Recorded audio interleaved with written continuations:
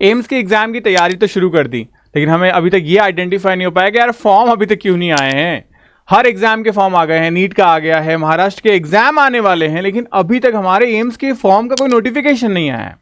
तो क्या last year की तरह इस बार भी फॉर्म थोड़ा लेट होगा, एग्जाम भी थोड़ा लेट होगा? तो क्या सारे सेशंस लेट होते चले जाएंगे लास्ट ईयर की तरह? बहुत सारे बच्चों के ढेरों सारे कमेंट्स हैं, चाहे वो इंस्टाग्राम पे हो, चाहे फेसबुक पे हो, चाहे टेलीग्राम पे, या फिर कमेंट सेक्शन के अंदर। आज इस सेपरेट वीडियो के अंदर आपके सारे डाउट्स क्लियर कर दूंगा। सेकंड, एक बहुत इंपॉर्टेंट डाउट आया कि क्या भैया सिलेबस में कुछ चेंजेस देखने को मिल रहा है? जैसे लास्ट ईयर आपने बताया था कि पुराने ब्रोशर के हिसाब से ओल्ड एनसीईआरटी आएगी, तो इस बार क्या हो सकता है? जैसे हमने क्वेश्चंस भी देखे, सॉलिड स्टेट जो कि हट चुका चैप्टर है उससे भी क्वेश्चन देखने को मिले, तो अभी हमें क्या पढ़ना चाहिए, रिड्यूस सिलेबस या फिर ओल्ड सिलेबस? तो ये डाउट्स भी आपके सारे मैं क्लियर कर दूंगा। तो डेफिनेटली इस वीडियो को पूरा एंड प्रॉपर देखिएगा, और अगर आप नए हो तो चैनल को सब्सक्राइब करके वीडियो को लाइक जरूर करिएगा। स्टार्ट करते हैं सबसे पहले हमारे टेलीग्राम चैनल से। क्यों? क्योंकि बहुत ज्यादा जरूरी है आपके लिए कि अगर आप प्रिपरेशन कर रहे हो और अभी इस टाइम पे इंपॉर्टेंट नोट्स आपको चाहिए, शॉर्ट नोट्स आपको चाहिए, जो आपको इन 90 दिनों के अंदर पूरा चार्ज कर सकते हैं 365 दिनों के टारगेट को। तो ये सारे नोट्स आपको यहां मिल जाएंगे। एंड सबसे इंपॉर्टेंट चीज, कोई भी ऑफिशियल नोटिफिकेशन सबसे पहले आपको यहां मिल जाएगी, तो इसके लिए इसको ज्वाइन जरूर से कर लीजिएगा। अब आ जाते हैं हमारे टॉपिक पे। सबसे पहले AIIMS BSc nursing entrance examination. हो सकता है आप में से कोई ऐसा हो जिसने ये वीडियो पहली बार देखा हो, एम्स के बारे में कुछ नहीं पता हो, नील बटा सन्नाटा, तो फिर आज आपको हम नील से लेके 100 तक लेके जाएंगे। सबसे पहले एम्स दिल्ली इसका एग्जाम कंडक्ट करवाती है, जिसके अंदर आपके दो कोर्सेज हैं। पहला है आपका post basic BSc nursing and दूसरा है आपका बीएससी नर्सिंग ऑनर्स, जो हमारे सिलेबस का पॉइंट ऑफ व्यू है।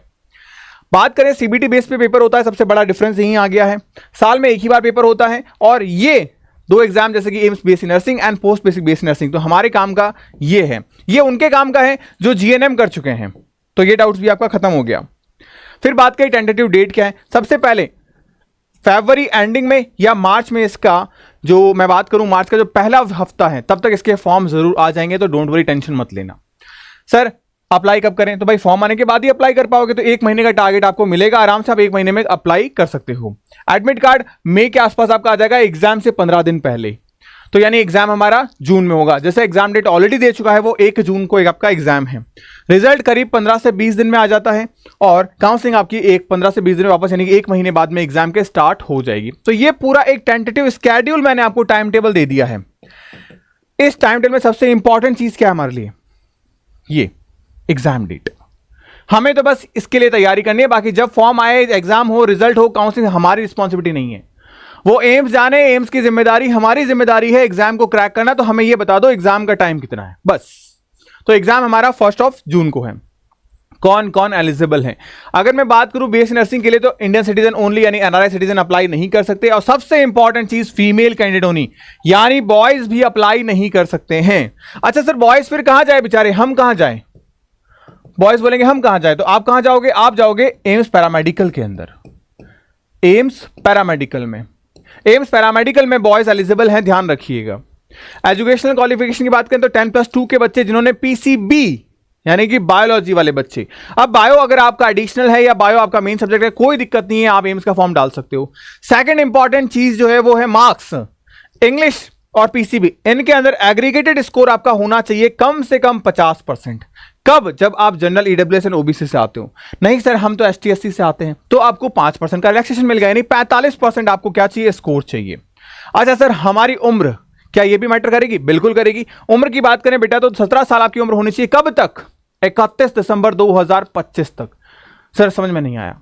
इसका मतलब है 2008 तक अगर आप पैदा हुए हो तो कोई दिक्कत वाली बात नहीं है। 2009 में पैदा हो गए 1 जनवरी को, तो आप फॉर्म नहीं भर पाओगे। तो 2008 तक वाले सारे कैंडिडेट्स में अप्लाई कर सकते हैं।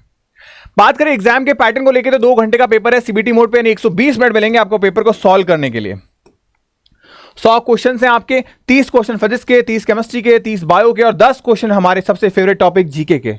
जिसको कुछ नहीं आता वो भी जीके कर जाएगा। क्यों? क्योंकि बहुत इजी, बहुत आसान आता है यार, बहुत आसान आता है।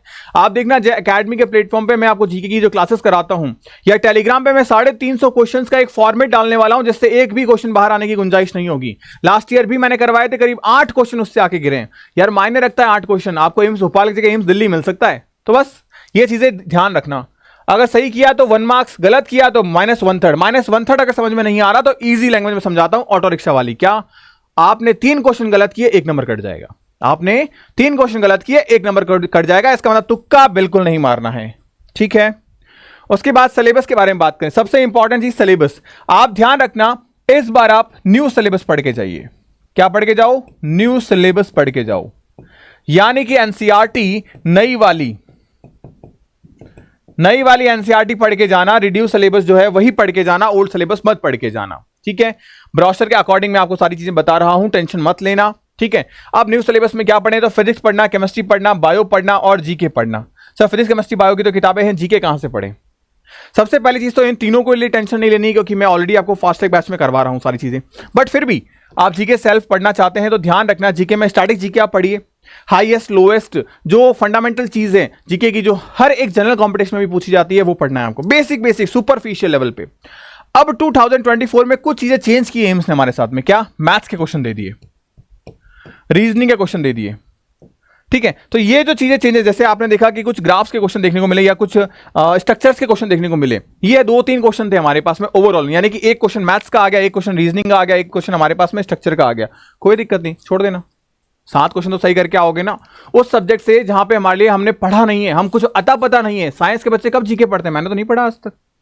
तो सोचो हम अगर उस सब्जेक्ट में 7 क्वेश्चन करके आ रहे हैं तो बहुत बड़ी बात है। और सबसे इंपॉर्टेंट चीज बताऊं, रद्दी समझते हो क्या होता है? 3rd क्लास, उस लेवल के क्वेश्चन होते हैं मैथ्स के, रीजनिंग के, बहुत बेसिक। ब्लड रिलेशन, यार रीजनिंग तो मतलब हम बायोलॉजी से सॉल्व कर देंगे, क्यों? क्योंकि ब्लड के क्वेश्चन आएंगे। उनको पता है कि आप साइंस बायोलॉजी के बच्चों, मैथ्स नहीं है आती आपकी, आपने कभी देखा नहीं है, तो ये बेसिक क्वेश्चन होते हैं एकदम। जैसे आपने इस बार देखा 20% प्रॉफिट बुक का पूछा था, प्राइस क्या होगा, बस निकाल नहीं सकते क्या हम? बेसिक से क्वेश्चन थे। तो डरना मत, आप ये भी कर सकते हो। बट मैं फिर भी कह रहा हूं कि 7 क्वेश्चन तो इजीली कर लोगे, बट 10 हम कर सकते हैं, ठीक है। ये रही सिलेबस की बात। उसके बाद में एप्लीकेशन प्रोसेस कैसे अप्लाई करना है, वैसे तो मैं इस पे सेपरेट वीडियो बनाऊंगा, बट एक रफली बता देता हूं। आप एम्स की पार वेबसाइट पे जाइएगा ऑफिशियली, ठीक है। वहां पे एप्लीकेंट स्टार्ट हो जाएगा बीएससी नर्सिंग के लिए, तो वहां जाइएगा और एप्लीकेशन में सारी क्रेडेंशियल्स भर के पे करके बाहर आ जाइएगा। ये आपका एप्लीकेशन फॉर्म हो गया। बट इसके जो 2 प्रोसेस हैं, 2 फॉर्मेट में होता है, बेसिक रजिस्ट्रेशन और आपका फाइनल रजिस्ट्रेशन। उस पर डिटेल से वीडियो बनाऊंगा, डोंट वरी, लेकिन जब फॉर्म एक बार आने दो। एप्लीकेशन फीस जनरल ओबीसी तो यहां पे आपके 2000, एसटी एससी ईडब्ल्यूएस में 1600 हो गया आपका। पीडब्ल्यूडी कैंडिडेट के लिए कोई भी फीस नहीं लगेगी। अब सबसे इंपॉर्टेंट, दिल धड़काने वाली बातें, क्या? कट ऑफ क्या लेके आए?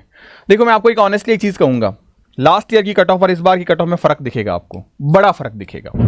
जनरल कैटेगरी में ये वो मार्क्स है 60 मार्क्स, जहां पे कोई भी एम्स मिल गया था। मतलब हमारे पास में जो 17 एम्स हैं उसमें जो 17वें नंबर पे जो मिला था वो यही था। उसके बाद में ओबीसी 55, एससी 50। लेकिन इस बार जो फर्क देखने को मिलेगा, इन सब में एक काम करो, 10 से 12 मार्क्स ऐड कर दो, +-2,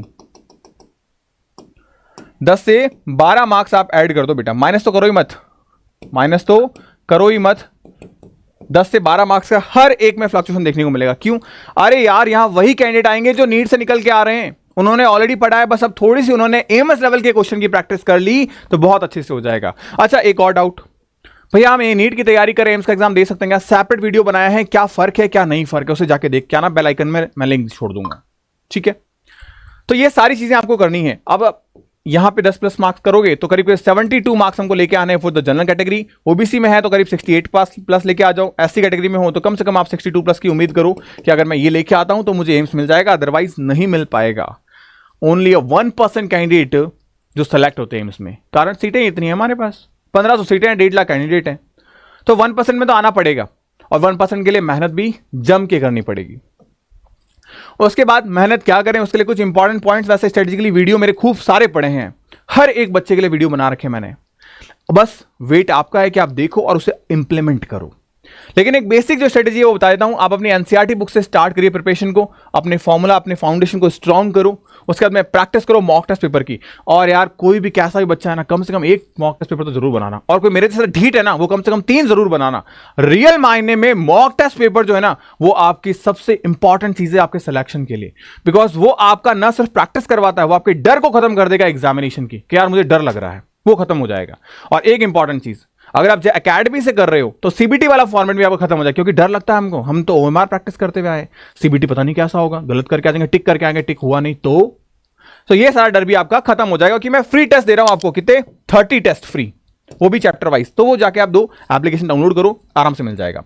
कॉन्सेप्चुअल अंडरस्टैंडिंग करो ताकि लंबे टाइम तक याद रहे। यार हमको चीजें याद रखनी है। आज रटा कल भूल गए, परसों रटा नरसों भूल गए, तो कॉन्सेप्चुअल लर्निंग करो। उसका फिजिक्स के फॉर्मूला बेस्ड क्वेश्चन। सर ये फिजिक्स के फॉर्मूला बेस्ड क्वेश्चन क्यों कर रहे हो, एम्स का एग्जाम है। अरे बेवकूफों, एम्स का एग्जाम है तो फॉर्मूला याद करके जाना, बिकॉज जो 30 क्वेश्चन ना उसमें से 22 क्वेश्चन आपके डायरेक्ट फॉर्मूला बेस्ड क्वेश्चन आएंगे। हम बस वो 8 क्वेश्चन के चक्कर में पूरा फिजिक्स छोड़ देते हैं, डरते हैं, पढ़ते नहीं है कि यार फिजिक्स बनता नहीं है। अरे शुरुआत तो करो यार, 22 क्वेश्चन करो, 8 की बात बाद में करेंगे, पहले 22 तो करने की कोशिश करो, ठीक है। उसके बाद में मेंटेन द स्टडी स्केड्यूल। अब वो वीडियो देखा जय भैया का, एक व्हाइट पेपर लिया, बढ़िया से एकदम जबरदस्त टाइम टेबल बनाया। सुबह 6 बजे उठ के पहले जिम जाऊंगा, फिर पढ़ाई करूंगा, फिर खत्म। क्यों, इतना बड़ा स्केड्यूल बनाने के बाद में एक भी चीज लैग हुई ना, फिर टाइम टेबल भूल जाते हैं, यार छूट गया, अब कल से करूंगा, फिर कल कुछ और छूटेगा, परसों से करूंगा। इस चक्कर में हमारा 1 जून आ जाएगा, फिर तुम 2026 के लिए तैयारी करने लग जाओगे। तो ध्यान रखना, अपने स्टडी स्केड्यूल को स्ट्रिक्टली फॉलो करो। जो बना रहे हो मैं कह रहा हूं सबसे छोटा बनाओ, स्केड्यूल होते ही टूटने के लिए है, इसलिए छोटा बनाओ ताकि छोटी चीजें टूटेगी। जो पढ़ना है बस वही, ये जिम में खाना पीना नाचना सब साइड में रख दो। मुझे बायो में एक चैप्टर कंप्लीट करना है, फिजिक्स में ये करना है, केमिस्ट्री में ये करना है, 1 घंटा जी के पढ़ना है, खत्म। कभी भी पढ़ो, तुम्हारी मर्जी, बट इतना ही करना ओनली। इतना कर जाओगे बीड़ा पार हो जाएगा, ध्यान रखना, ठीक है। होपफुली इस वीडियो के अंदर मैं आपसे वही चीज डिस्कस करने आया था कि एम्स की इंफॉर्मेशन को लेके बहुत सारे बच्चे डाउटफुल कंडीशन में थे। आई होप क्लियर हो गई होगी। बट हाँ, मेरे को एक और चीज चाहिए, आप कमेंट सेक्शन में ये बताना आप क्या चाहते हो मेरे से। देखो, एक बड़ा भाई होने के नाते मेरी इतनी रिस्पॉन्सिबिलिटी बनती है कि जो आप चीज चाहते हो वो मैं यहाँ पे प्रोवाइड करवाने की कोशिश करूं। जैसे आपने टेस्ट बोला, मैंने फ्री टेस्ट दे दिए, वो भी एक नहीं 30 टेस्ट दिए, जाके देख के आओ। और कुछ चाहिए आपको तो डेफिनेटली मेरे को बताओ, मैं डेफिनेटली आपके लिए एज पॉसिबल एज सून आपके लिए करूंगा। Bye bye, take care, stay happy, stay healthy.